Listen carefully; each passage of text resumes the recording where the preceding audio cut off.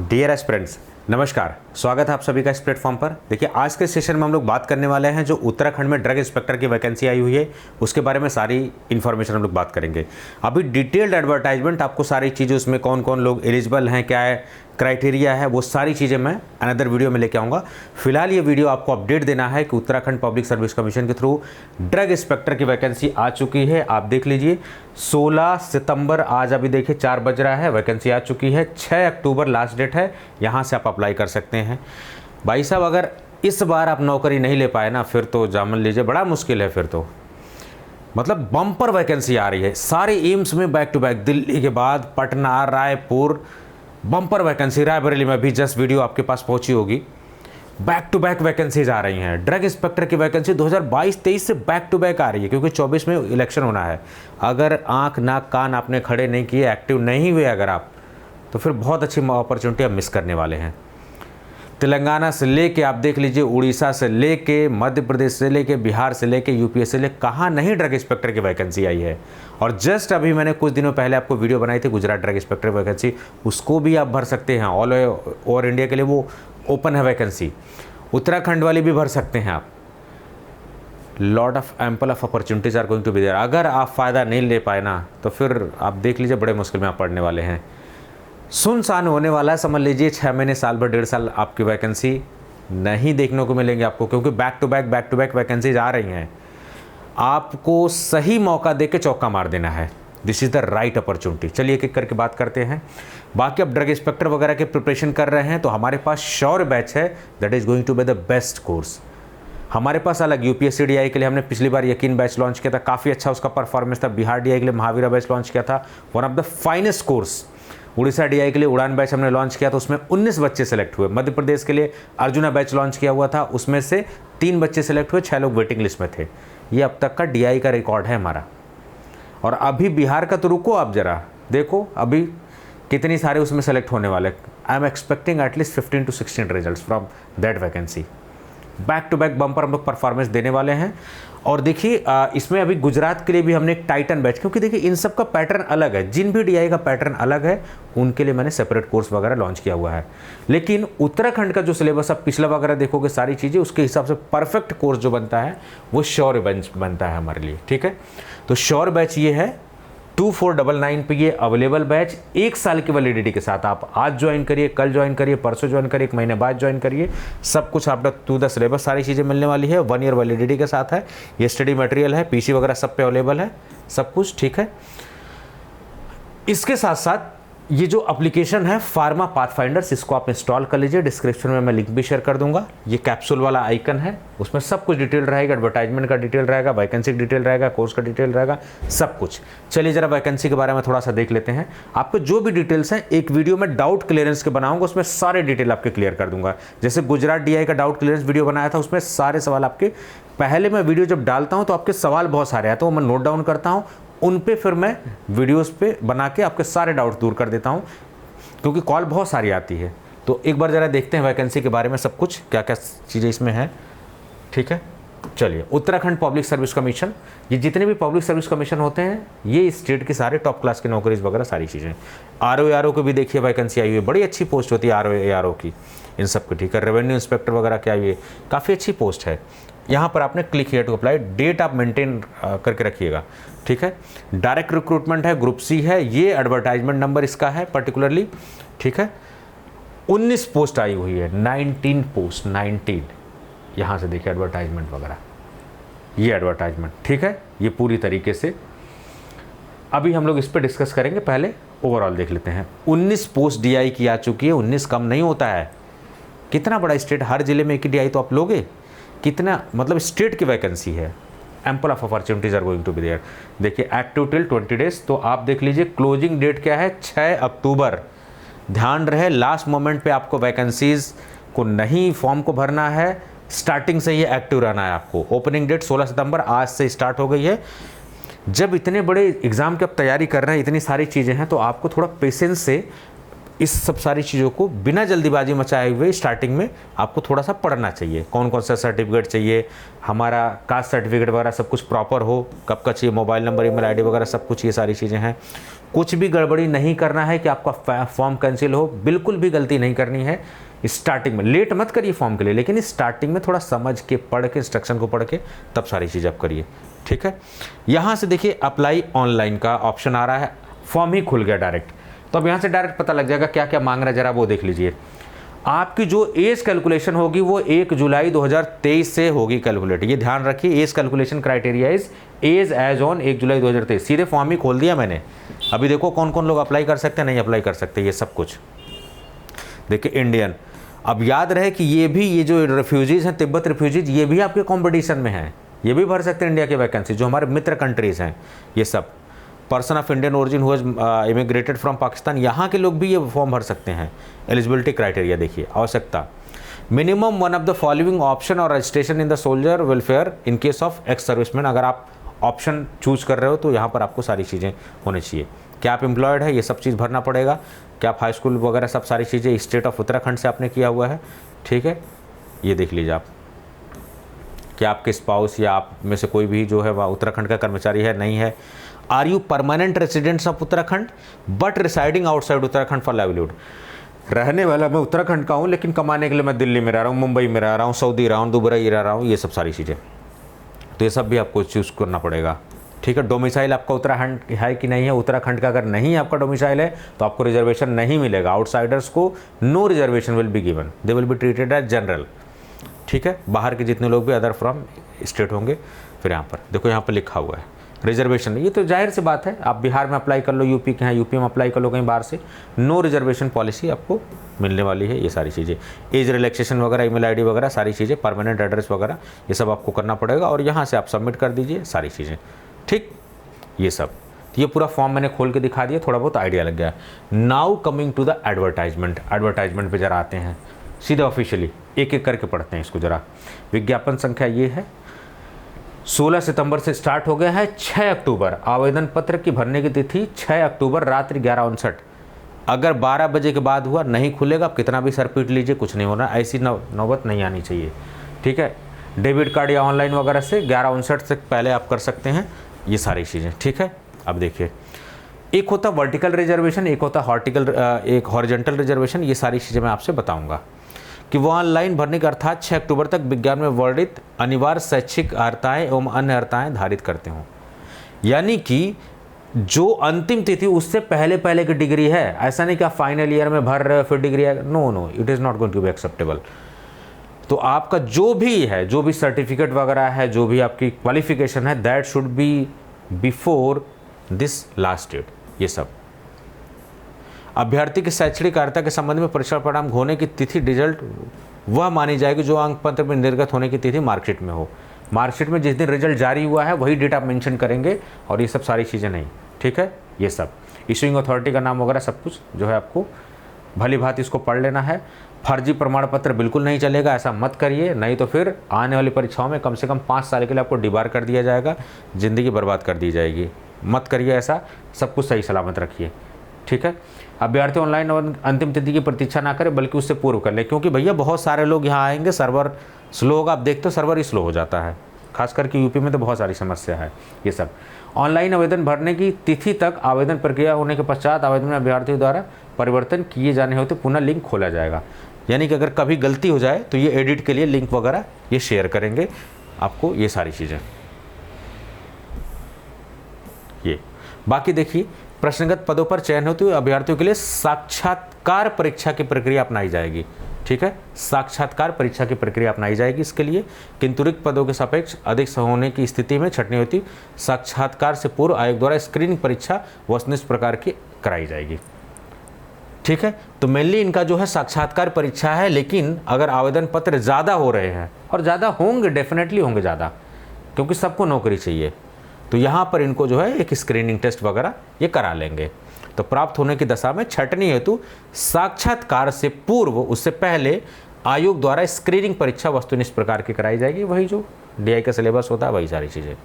उक्त परीक्षा का आयोजन हरिद्वार, देहरादून एवं हल्द्वानी नगर, ठीक है, अभ्यर्थियों से कम होने पर केवल हरिद्वार नगर के परीक्षा केंद्रों पर किया जाएगा, ठीक है।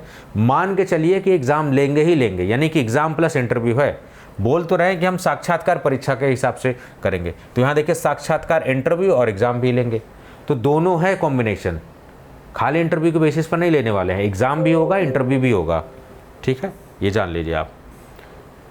ये सब अभ्यर्थियों के सूचनार्थ हेतु वस्तुनिष्ठ प्रकार एवं साक्षात की तिथि आपके विज्ञप्ति के माध्यम से आयोग की वेबसाइट पर आपकी सारी चीज़ें कर दी जाएंगी। ठीक है, ईमेल आईडी और एसएमएस और फ़ोन नंबर बहुत सही से डालना है, सारी इन्फॉर्मेशन वहीं आएगी आपकी। ठीक है, ये सब कुछ। तो किस बेसिस पर सिलेक्शन लेने वाले हैं? Objective type examination plus interview. ठीक है, ये सब जितने भी प्रमाण पत्र वगैरह है सब कुछ सही। स्क्रीनिंग परीक्षा वस्तुनिष्ठ प्रकार में औपबंधिक के साक्षात्कार से पूर्व ऑनलाइन पत्र में किए गए दावे से संबंधित शैक्षणिक आरक्षण आदि का आयोग कार्यालय में सत्यापन उत्तराखंड लोक सेवा आयोग के परिणाम और ये सारी के प्रावधानों के तौर पर होगी। सारी चीज़ें स्क्रीनिंग वगैरह होगी तब होगी। प्रश्नगत पदों पर स्क्रीनिंग परीक्षा वस्तुनिष्ठ प्रकार ऑब्जेक्टिव टाइप के क्वेश्चन एवं साक्षात्कार परीक्षार्थी न्यूनतम मार्क अंकों के प्रतिशत का उल्लेख विज्ञापन के परिशिष्ट 3 में, मतलब कितना कितना परसेंट होना चाहिए मिनिमम, तब जाके आप इंटरव्यू के लिए एलिजिबल हैं, कितना होना चाहिए, वो सारी चीज़ें परिशिष्ट 3 में इन्होंने दिया हुआ है सब कुछ। ठीक है, अभ्यर्थियों को उनकी दावित आरक्षण श्रेणी जो भी करने पर मेरिट के आधार पर प्रवृत्ता सूची में विचार किया जाएगा। ठीक है, तो इन दोनों के क्राइटेरिया के बेसिस पर आपका मेरिट लिस्ट वगैरह ये सब सारी चीज़ें करेंगे, फिर आप ये पेमेंट वगैरह कर सकते हैं, ये सब कुछ। ठीक है, परीक्षा हेतु परिशिष्ट 1, पाठ्यक्रम हेतु परिशिष्ट 2, यानी कि सिलेबस जो है उसका 2 में लिखा गया है, परिशिष्ट 3। तो ये जो परिशिष्ट 1, 2, 3, 4, 5, 6, 7 है ना, ये सब का अच्छे से आपको पढ़ना पड़ेगा।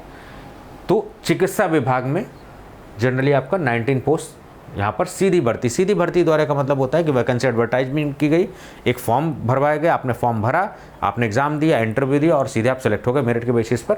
डायरेक्ट एग्जामिनेशन इसी को बोलते हैं। ठीक है, चलिए, रिक्तों की कुल संख्या 19 है, घटाई बढ़ाई जा सकती है, ये देखा लिखा हुआ ना, घटाई बढ़ाई जा सकती है, ये सारी चीज़ें। अब देखिए ज़रा यहाँ पर बड़ी इंपॉर्टेंट इन्फॉर्मेशन है।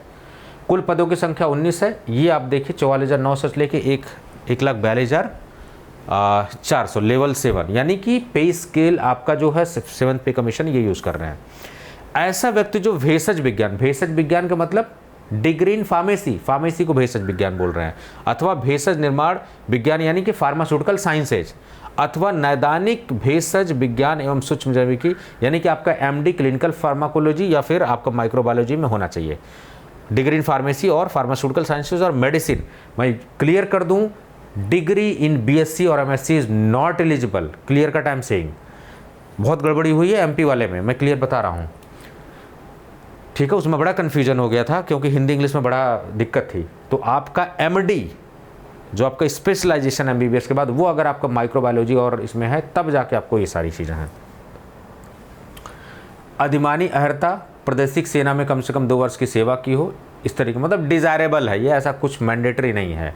नेशनल कैडेट कोर का B अथवा C प्रमाण पत्र है तो आपको फ़ायदा, भाई NCC का सर्टिफिकेट होगा तो क्यों नहीं फ़ायदा दिया जाएगा, आपने NCC का किया हुआ। ठीक है, कम से कम 2 वर्ष की सेवा की हो और ये सब सारी चीज़ें हों।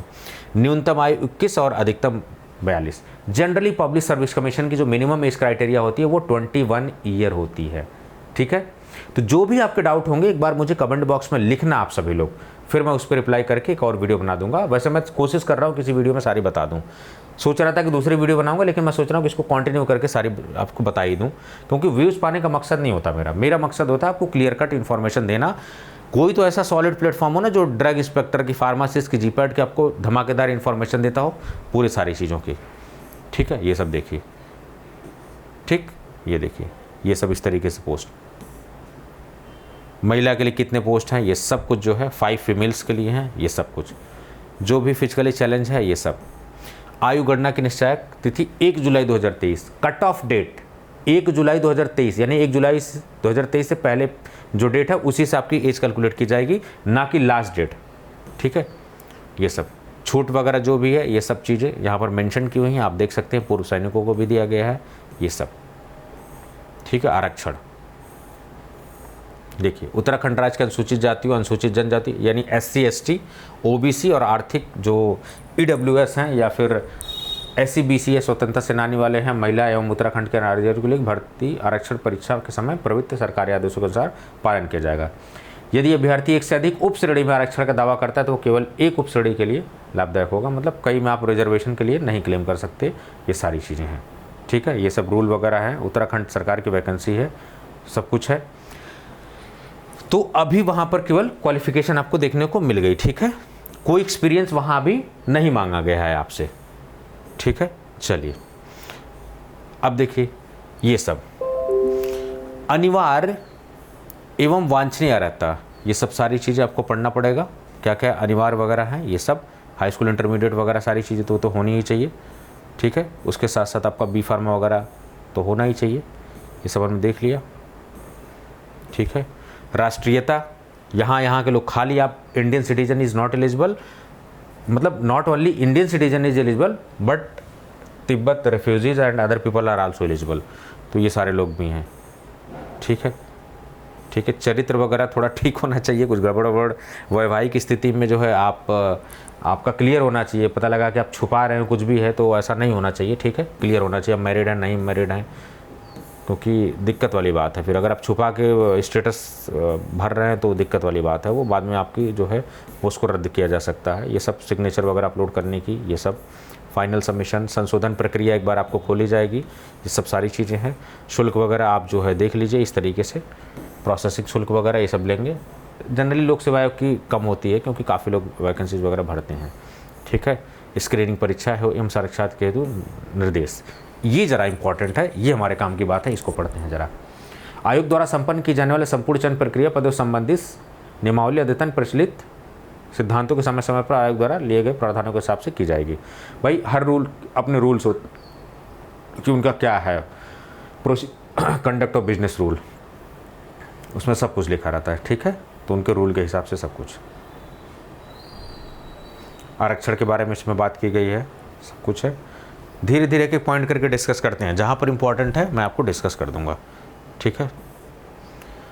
ये देखो, ध्यान रखें कि साक्षात्कार परीक्षा के पूर्व तत्सम आवेदन पत्र की समीक्षा के दौरान यदि अभ्यर्थी द्वारा ऑनलाइन में संबंध में किए गए दावों के सपक्ष प्रस्तुत नहीं कर पाता है, असत्यता पाई जाती है, फर्जी होता है तो गड़बड़ कर दिया जाएगा। केवल वही अभ्यर्थी साक्षात परीक्षा में किए जाएंगे जिन्होंने ऑनलाइन आवेदन में किए गए दावों की पुष्टि है तो ऑनलाइन पत्र के प्रिंटआउट के साथ शैक्षणिक योग्यता जितनी भी है ये सब संबंधित, ये सब कुछ जो है वैध छायाप्रति आयोग में निर्धारित तिथि तक जमा कर दी गई हो, ठीक है, ये सब चीज़। तो कहने का मतलब जब ये इंटरव्यू वगैरह लेंगे तो उससे पहले ही डॉक्यूमेंट वगैरह प्रॉपर्ली उनके पास पहुंच जाना चाहिए, ये सारी चीज़ें हैं। देखिए लिखा हुआ ना, रसीद संबंधित स्वहस्ताक्षरित सेल्फ अटेस्टेड अभिलेखों की वैध छायाप्रति आयोग में निर्धारित तिथि तक जमा की गई हों तथा आयोग में प्राप्त उक्त अभिलेखों की इसके हिसाब से मानी जाएंगी आपके डॉक्यूमेंट वगैरह ये सब। ये देखो लिखा हुआ, अत्यधिक संख्या में प्राप्त होने की दशा में अभ्यर्थियों की छंटनी तो साक्षात्कार के पूर्व स्क्रीनिंग वस्तुनिष्ठ परीक्षा की जा सकती है और जाएगी, बिल्कुल रिकॉर्ड भी आप देख लीजिए इनका, ठीक है। स्क्रीनिंग टेस्ट वस्तुनिष्ठ प्रकार के माध्यम से आयोग द्वारा साक्षात्कार संपन्न कराया जाएगा, ये सब कुछ चीज़ें, ठीक है।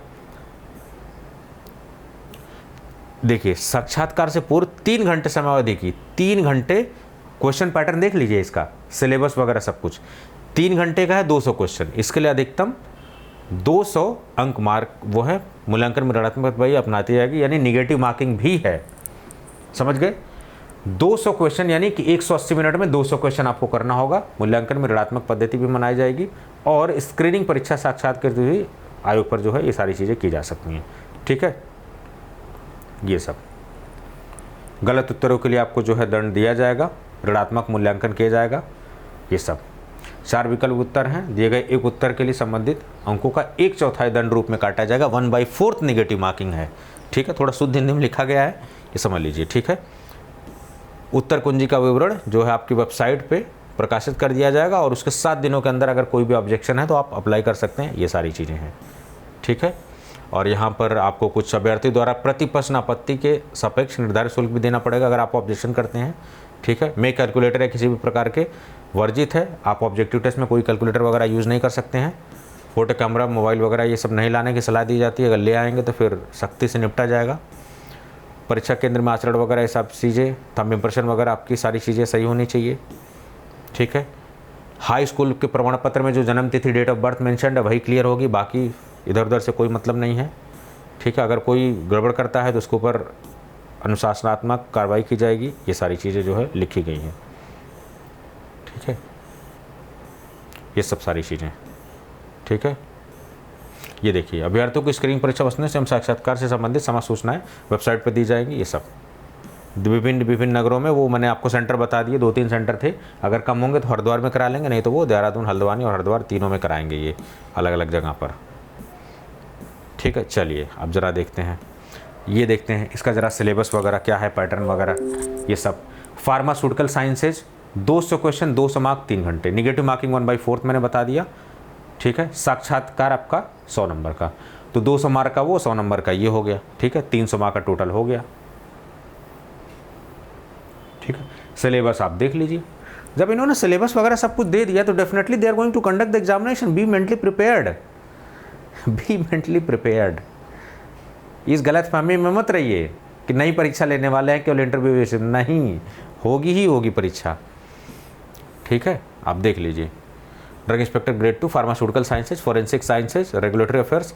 बिना आप जूरिस्प्रूडेंस के कैसे डीआई बन सकते हैं? इसको तो पढ़ना ही पड़ेगा, ये तो एकदम ब्लड में दौड़ना चाहिए।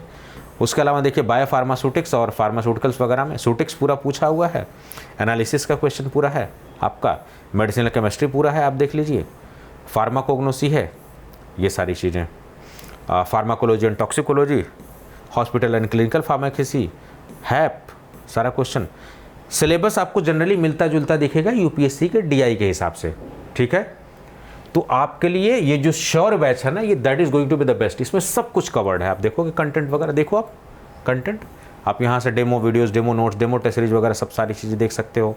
ठीक है, course video lecture live batch है, ये चल रहा है। ठीक है, लेटेस्ट सबसे बैच है ये सितंबर वाला बैच। ठीक, इसमें देखो आप, ये देखो सब अरेंज है सब्जेक्ट के हिसाब से, सब कुछ, टेंशन नहीं लेना किसी भी चीज़ का, सब कुछ आपको यहाँ पे अरेंज करके दिया जा रहा है, केवल आपको पढ़ाई करनी है बस। ठीक है, देखिए गुजरात वगैरह के लिए भी हमने किया है। आपको जो कोर्स ज्वाइन करना वो ये वाला ज्वाइन करना है, श्योर बैच। ठीक है, गड़बड़ नहीं करना, उत्तराखंड वाले श्योर बैच ज्वाइन करेंगे, that is going to be the best batch. Already काफ़ी सारे बच्चे जुड़े हुए हैं। ठीक है, चलिए आते हैं ज़रा अपने एडवर्टाइजमेंट वगैरह पे। ठीक है, ये सब अब देखिए क्या लिखा हुआ है, आरक्षण की श्रेणी न्यूनतम, मतलब इतने परसेंट आपके जो है मार्क्स वगैरह ये सारी चीज़ें होनी चाहिए। ठीक है, इतने परसेंट, अगर आप 35% जनरल वगैरह में, ओबीसी वगैरह में 30%, आर्थिक रूप से ईडब्ल्यूएस के लिए 30%, इतना आपको लाना ही पड़ेगा। ठीक है, लोक सेवा आयोग में साक्षात्कार परीक्षा हेतु न्यूनतम बार कितना, मतलब आपका तभी वो जाके आप एलिजिबल हो गए इंटरव्यू वगैरह के लिए, वो ये इस तरीके की कैटेगरी आपको देखने को सारी चीज़ें मिलेंगी। ठीक है, इन सिटीज़ में आपका टेस्ट हो सकता है, हरिद्वार, देहरादून, हल्द्वानी, ये सब। ठीक है, ये सब ये देख लीजिए आप, परिशिष्ट 5 में कौन कौन से डॉक्यूमेंट चाहिए, ये सब देखिए।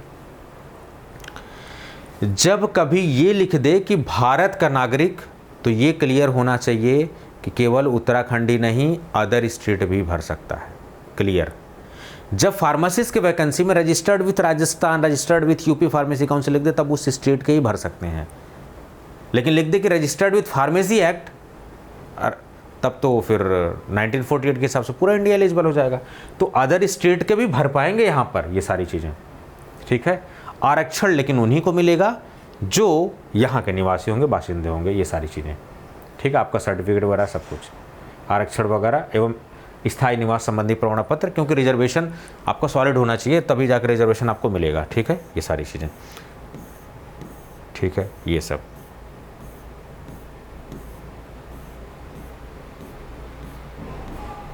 आप देख लीजिए, यही फॉर्मेट अपनाना है आपके यहाँ से। उत्तराखंड सरकार का जो फॉर्मेट है यही होना चाहिए आपका। अगर फिजिकल ये डिसेबिलिटी वगैरह है, कुछ है, तो ये सारी चीज़ आपको सर्टिफिकेट उसी फॉर्मेट में, आप अपना दिमाग, अपना फॉर्मेट नहीं लगाएंगे, जो सरकार का फॉर्मेट है वही है, सर्टिफिकेट रिगार्डिंग फिजिकल एग्जामिनेशन।